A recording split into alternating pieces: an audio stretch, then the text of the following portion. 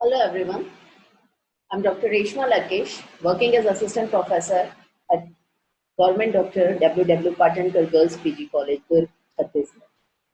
Today we are going to discuss about emotional development under subject Introduction to Human Development, Unit 4 or BSc Part 1, Home Science.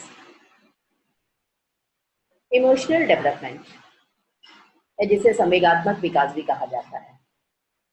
This word emotion is derived from a Latin word emovere, which means to stir up or agitate or excite.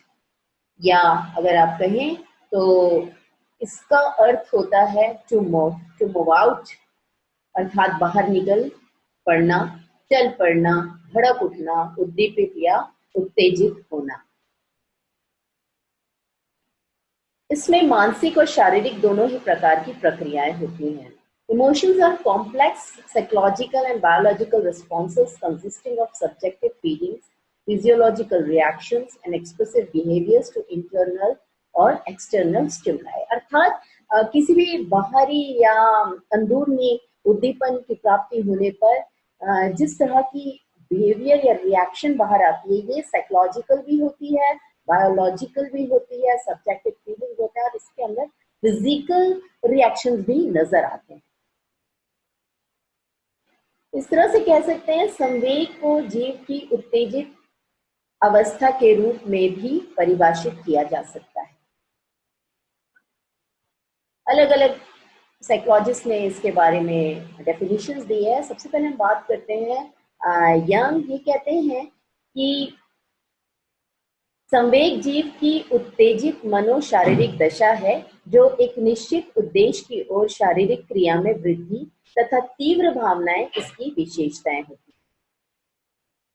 जबकि crow and crow संवेग को जीव की उत्तेजित अवस्था के रूप में परिभाषित करते हैं. अगर हम संवेगों की विशेषताओं की बातें करें तो ये पाएंगे कि ये व्यापक होते हैं और प्रत्येक प्राणी में पाए जाते हैं.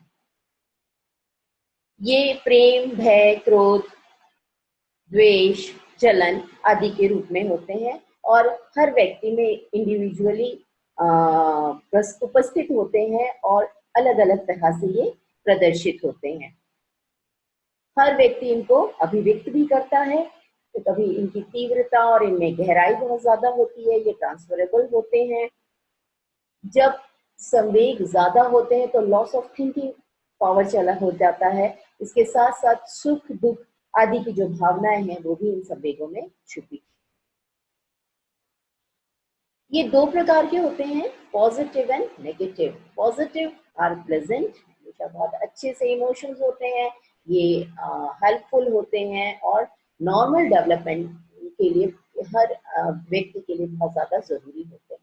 और ये दिखाए जाते हैं प्रेम के माध्यम से, लव, अफेक्शन, अम्यूजमेंट, क्यूरोसिटी, स्नेह, ये जॉय, ये इसके रूप में नजर आते हैं. जबकि नेगेटिव इमोशंस जो होते हैं ये इनको अनप्लेजेंट इमोशंस माना जाता है और ये व्यक्ति के सामाजिक विकास के लिए हानिकारक होते हैं. जैसे कि भय हो गया, डर, क्रोध, गुस्सा, जेलसी, गिल्ट आदि इसके अंतर्गत आते हैं. जितने भी हम विकास देखते हैं उनको कोई ना कोई फैक्टर्स प्रभावित करते हैं. तो यहाँ पे अगर हम इमोशनल डेवलपमेंट की बात करें तो देखेंगे कि family, health, school, teacher, parental outlook, social status, mental ability, willpower, and economic status are the factors which influence emotional development. So we can say emotional development is a process that develops a child from dependent to a fully functioning adult and applies to most life forms. अर्थात एक छोटा बच्चा जो कि dependent है, दूसरों पर निर्भर करता है, वह जब बड़ा होता है पूरी तरह से एक एडल्ट के या एक मैच्योर इंडिविजुअल के रूप में आ जाता है और इंडिपेंडेंट हो जाता है. उस दौरान ये प्रक्रिया चलती रहती है और इसमें वह ये सीखता है, उसके अंदर ये एबिलिटी आती है कि वो पहचाने, रिकॉग्नाइज करे अपने इमोशंस को एक्सप्रेस करे, अपने फीलिंग्स को वो मैनेज करे, कहाँ पर कैसे उसको अपने फीलिंग्स को प्रदर्शित करना है, वो धीरे धीरे जिन अवस्थाओं को पार करता जाता है और इनको सीखता जाता है। अलग अलग अवस्थाएं हैं, जैसे कि इन्फेंसी है, चाइल्डहुड है, एडोलेसेंस है, एडल्टहुड है। इन तमाम स्टेजेस में ये अलग अलग तरह से अपना इमोशनल बिहेवियर प्रदर्शित करता है। तो सबसे पहले हम बात करते हैं इन्फेंसी की या न्यू बॉर्न बेबी की। जो न्यू बॉर्न बेबी होता है, जैसे ही वो right from the time of birth उसके अंदर इमोशनल डेवलपमेंट्स देखने को मिलते हैं और एविडेंस मिलता है कि बच्चे के अंदर इमोशंस विराजमान है। वो दर्शाता है ये हरलॉक के अनुसार वो कहती हैं कि जब बच्चा पैदा होता है तो उसके अंदर एक इमोशन होता है एंड दैट इज एक्साइटमेंट। कुछ भी होगा तो वो एकदम से एक्साइट हो जाता है और यही उसका सबसे ज्यादा दिखने वाला इमोशन होता है, किसी भी स्ट्रॉन्ग स्टिमुलेशन के द्वारा उसके अंदर प्रदर्शित होता है। कोई भी उसको दीपन मिलता है बाहरी तो वो एक्साइट होकर अपने आप को बताता है कि वो इमोशनली उसके अंदर कुछ असर हुआ है। धीरे धीरे जैसे जैसे वो बड़ा होता है तो उसके अंदर ये इमोशंस नजर आने लगते हैं।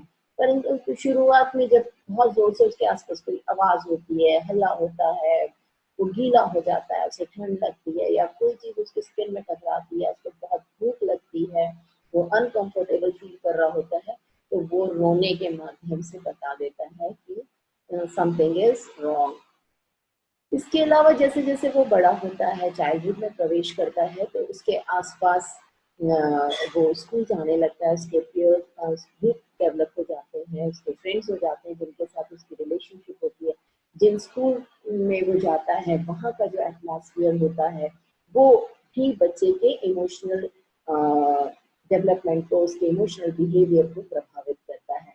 और धीरे धीरे उसको नए एक्सपीरियंस मिलते हैं, नए लोग मिलते हैं, तो उनके साथ वो इंट्रैक्शन करने के बाद उसको समझ में आता है कि किस तरह से वो बिहेव करे, कहाँ पर किस तरह से बिहेव करे। शुरू में जिन बातों के लिए वो रोता था, गुस्सा होता था, वो छूट जाती है। जैसे शुरू में उसको जब नहलाया जाता था, इसके कपड़े बदले जाते थे, तो उसको बहुत ज़्यादा गुस्सा आता था and he used to cry and show anger. But धीरे धीरे ही अंडरस्टैंड्स कि नहीं, मुझे ऐसा बिहेवियर नहीं करना है और उनको समझ में आने लगता है कि कहाँ पर वो कैसा बिहेव करे। इसी तरह से जब वो एडोलेसेंस स्टेज में आता है, एडोलेसेंस स्टेज तो बहुत ही ज्यादा इमोशनली बहुत डिस्टर्बिंग स्टेज कही जाती है। बच्चे के अंदर इतने ज्यादा इमोशंस चलते होते हैं because of all the developments going around him.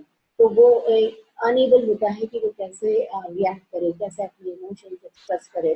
कभी वो बहुत मूडी हो जाता है, कभी बहुत खुश हो जाता है, कभी बहुत दुखी हो जाता है, कभी उसको लगता है बहुत रोना आ रहा है, कभी लगता है बहुत खुशी उसको मिल रही है। तो इस तरह के बहुत ज्यादा अनसर्टेनिटी उसके इमोशंस में नजर आती है।